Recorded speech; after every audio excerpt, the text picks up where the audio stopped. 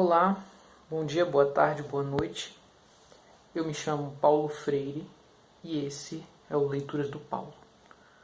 No vídeo de hoje eu queria falar brevemente sobre uma peça que eu acabei de ler, tem uns 2 dias ou 3, e ontem finalmente eu assisti à montagem da peça. Na montagem que eu encontrei no YouTube, uma turma de 8ª série, ou seja, adolescentes, crianças, adolescentes, interpretavam as personagens. E como eu estava com o texto muito fresco na mente, deu para perceber que não mudaram praticamente nada. Só teve um trecho em específico que acrescentaram um elemento contemporâneo, mas eu vou chegar nesse ponto. Primeiro eu vou dizer qual foi a peça. Foi essa daqui, O Pagador de Promessas, do Dias Gomes, que já teve uma adaptação para o cinema, inclusive, bastante premiada, e a peça foi montada várias vezes. Se tornou, de algum modo, um clássico do teatro do século XX, teatro brasileiro. Tá? O Dias Gomes é uma espécie de autor que consegue alinhar, na minha visão, a arte, ou seja, o seu artifício enquanto o escritor, a arte da escrita, com a crítica social. Eu acho que ele consegue fazer isso muito bem num texto limpo, assim, no sentido de que ele é enxuto, ele não tem muitas arestas, e ao mesmo tempo ele consegue dar conta de uma série de coisas, de problemas que aparecem dentro da estrutura social. Como, por exemplo, é um fato que ele vai pegar muito forte nesse livro, nessa peça, a religião e o papel da igreja, principalmente a igreja católica, que ainda no século XX tinha uma influência muito forte, mas que vem diminuindo. Ele pega uma espécie de fotografia da igreja, por assim dizer, e reconstrói com a verve do humor, da sátira, com essa verve trágica, às vezes até em alguns aspectos, por mais que o tom da obra seja mais de comédia, ele consegue levar para o lado trágico também, com o final da peça, mas que eu não vou mencionar agora. Então, se você ainda não leu ou assistiu, você pode ficar por enquanto, e aí no final, quando eu for falar sobre a última parte, o terceiro ato, aí, enfim, você pode ir assistir e depois retornar ao vídeo. Bom, no primeiro ato, a gente tem ali a apresentação das personagens centrais e o contexto onde a peça toda vai se passar, que é um ambiente meio rural, assim, uma cidadezinha pequena, e começa com a chegada do Zé do Burro na igreja de Santa Bárbara, onde ele foi pagar a promessa que ele havia feito. Ao decorrer desse ato a gente vai entendendo de maneira genérica, claro, como é que foi essa promessa dele, o que ele pediu e o que ele recebeu, e qual foi esse feito que ele colocou para, enfim, aí a certa altura, a mulher dele, a esposa dele, dizer que chega a quase dizer que se arrepende de ter se casado com um pagador de promessas. Né? O que acontece é que o Dias Gomes ele consegue cruzar vários elementos aí.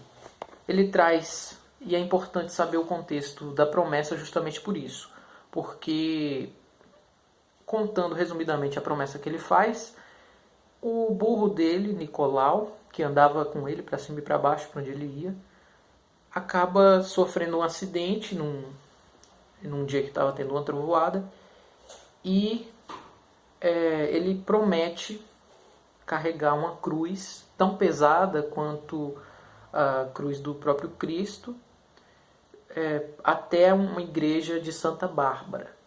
Aí entra uma questão, um elemento muito forte, principalmente na cultura baiana, que é o entrelaçamento entre a Igreja Católica e religiões de matriz africana. Quando a gente pega, por exemplo, é o caso que é citado dentro da obra, o candomblé, e que a santa, que para a Igreja Católica representa uma coisa, para o candomblé, por todo o contexto de que as pessoas negras eram proibidas de cultuar os seus deuses, elas disfarçavam então, dizendo que estavam cultuando os deuses da Igreja Católica. Então tem alguns santos que têm uma equivalência entre entidades de uma religião e entidades de outra religião. Um contexto histórico que nesse vídeo eu não vou aprofundar, até porque eu desconheço um pouco. O que eu sei é muito de ouvir falar sobre isso e não com propriedade para poder trazer aqui, mas que a gente percebe, mesmo quem não tem muito conhecimento sobre isso, acaba percebendo essa equivalência dentro do texto, porque o Dias Gomes, por mais que ele seja sucinto, ele consegue dar esses elementos para a gente. Então, o conflito está ali, a partir do momento em que ele quer entrar na igreja. E aí eu não vou mencionar aqui, eu não estou tentando recontar a história, né? Eu estou comentando. Se fosse para recontar, eu traçaria todas as linhas que o autor fez, né? Das personagens periféricas que vão aparecendo, vão surgindo, e do que combina, mas aí eu vou chegar mais nesse ponto, no conflito inicial, que é o Zé do Burro quer entrar dentro da igreja para pagar a sua promessa, e a barreira ali é o padre, que condena a outra religião, que no caso é o candomblé. Então o conflito religioso está ali, e a figura do Zé do Burro vai representar muito alguém que tem certa ingenuidade de alguma maneira, mas que ele quer romper essa barreira, por mais que não seja o pensamento dele, um pensamento progressista ou coisa do tipo, ele acaba ficando nesse lugar. E é até engraçado, porque mais pra frente, quem leu ou assistiu a montagem vai saber disso, tem a imprensa que aparece e faz então uma matéria sobre o Zé do Burro, já no segundo ato, e na matéria diz que ele tem certas tendências comunistas, por assim dizer. Ele dividiu a terra dele com outras pessoas, né? Chega a certo momento, o repórter pergunta para ele: você é a favor da reforma agrária? E ele nem sabe o que é a reforma agrária, mas ele é a favor, assim, a gente sabe, não no sentido de que ele é alguém que atua politicamente, mas é porque ele fez uma promessa. Então, para ele está atrelado à religião, e mesmo assim, tendo esse caráter religioso, ele acaba soltando que, na verdade, ele acredita que se uma terra é improdutiva, outras pessoas podem ocupar se for para trabalharem. Enfim, tem esse tom muito político, em alguma medida, mas não é o que se sobressai mais. Para mim, ficou mais a crítica religiosa, até pelo título, né, o Pagador de Promessas. E quando enfim a gente chega no terceiro ato, aí aquele alerta que eu dei vale agora, né? Eu acho que vale a pena assistir a peça, se você não tem como ler agora, tem aí no YouTube a montagem. Assistam e voltem aqui para ouvir meus comentários sobre essa parte.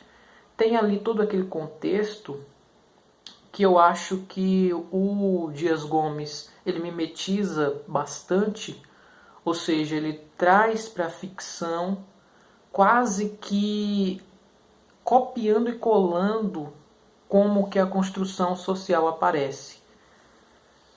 Tem ali o estrangeiro, que é o galego, dono de um bar, que fica em frente à igreja, que representa essa figura que veio de fora para, enfim, pegar o dinheiro de quem está por ali, porque ele está sempre interessado no lucro, né? Ele comenta várias vezes, isso é bom para o comércio, isso não é bom para o comércio.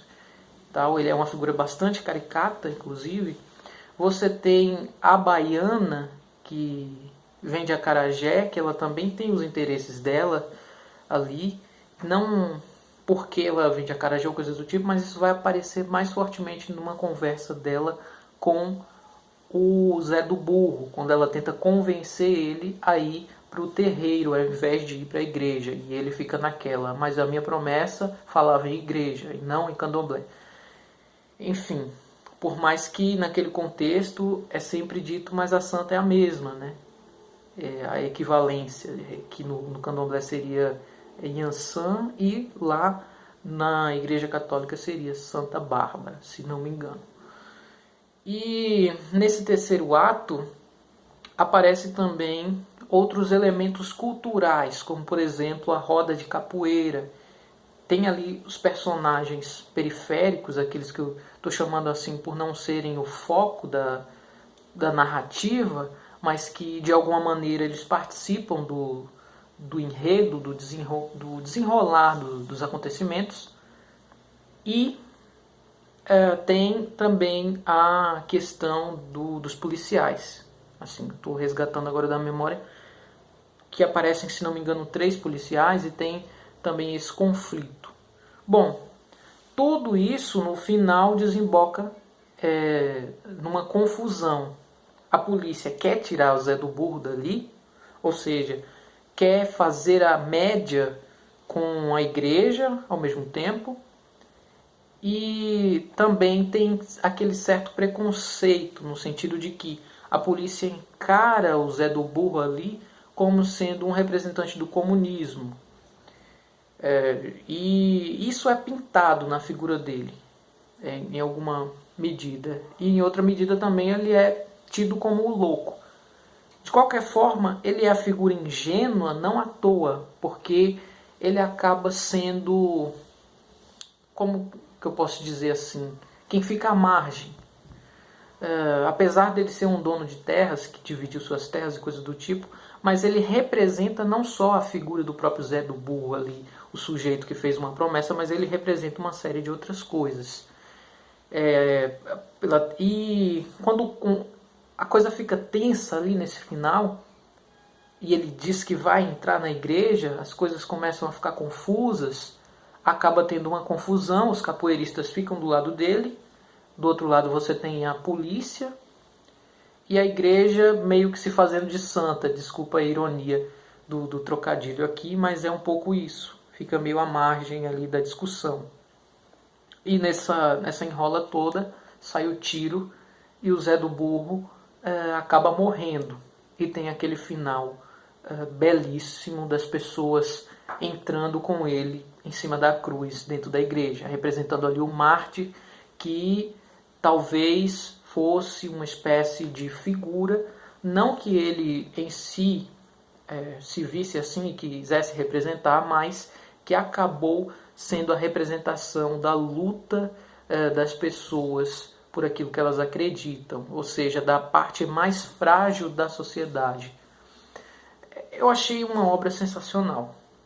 Minha opinião sobre ela é isso. Eu senti em vários momentos assim que era meio boba, né? Mas depois eu entendi o que o Dias Gomes estava fazendo. Por que essas personagens eram tão caricatas? Do ponto de vista da literatura, quando alguém faz um personagem muito caricato, parece forçado, né? Parece uma coisa... chega a ser constrangedor ler os diálogos em voz alta.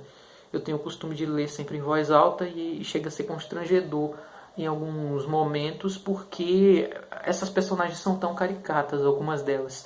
Mas aí no final você entende por quê. Né? Por que aquele policial é interessado para sair na foto, para aparecer no jornal. Por que, enfim, o Dedé Cospirrima, por exemplo, ele fala daquele jeito, ele é a poesia ali, representa o poeta, o rapsodo, digamos assim. E ele tem sempre um interesse monetário também, assim como o galego, dono da venda. Tem aquela coisa as figuras caricatas mesmo, literalmente. Eu acho que é difícil usar outro termo, como, se não me engano, é o Manuel, que aí tem um aspecto muito interessante da montagem, porque quando eu li, isso não me saltou aos olhos, ou seja, eu não identifiquei facilmente o que era o Manuelzinho Sua Mãe. Eu li isso assim e não entendi por quê. Talvez eu estivesse desatento um pouco nessa passagem, mas aí quando eu assisti a peça, a montagem, eu entendi. As pessoas chamavam ele de Manuelzinho e ele respondia: Manuelzinho, sua mãe. Meu nome é Manuel. Só que na leitura não ficou muito claro. Depois na montagem tem esse aspecto auditivo que é bem legal. E por mais que eu tenha lido em voz alta, eu não captei na hora. E tem outros aspectos que aparecem bem melhor assim na montagem, que são os musicais, né? Toda a roda de capoeira, ali o mestre cantando aquelas cantigas e as pessoas respondendo. Isso pra gente ler é muito ruim, é muito difícil conseguir chegar naquilo pelo texto, lendo, que é a sonoridade da música mesmo, como seria na apresentação teatral. Bom, eu recomendo essa que tem do pessoal da escola, né? Eu vou procurar o link, se eu conseguir eu coloco na descrição. Eu comecei a assistir outra também, mas eu não gostei. O sotaque era bem ruim. Não é uma questão preconceituosa, mas é porque é uma peça que se passa no Nordeste, aqui na Bahia.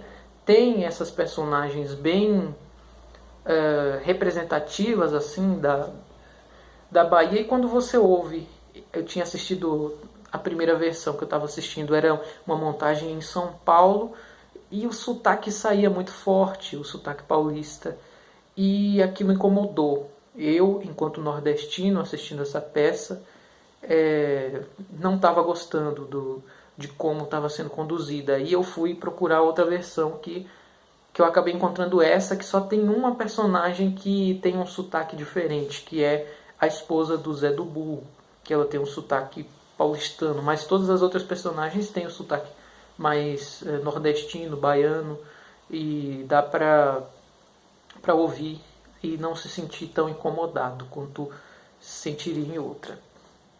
Hoje é isso, esse vídeo acabou ficando mais longo do que eu queria, mas por enquanto é isso. Eu vou retomando aos pouquinhos, eu vou trazer alguns livros à medida em que eu puder. Porque eu não vivo disso, né? Eu não ganho dinheiro com o YouTube nem nada do tipo. Eu faço aqui porque eu gosto de compartilhar a minha visão e é ter um exercício para mim, para poder falar sobre os livros que eu estou lendo. E foi muito bom, assim, começar essa coisa de ler literatura de língua portuguesa somente, aqui no canal, claro, com essa peça do Dias Gomes. Quero ler mais Dias Gomes, eu gostei muito e recomendo.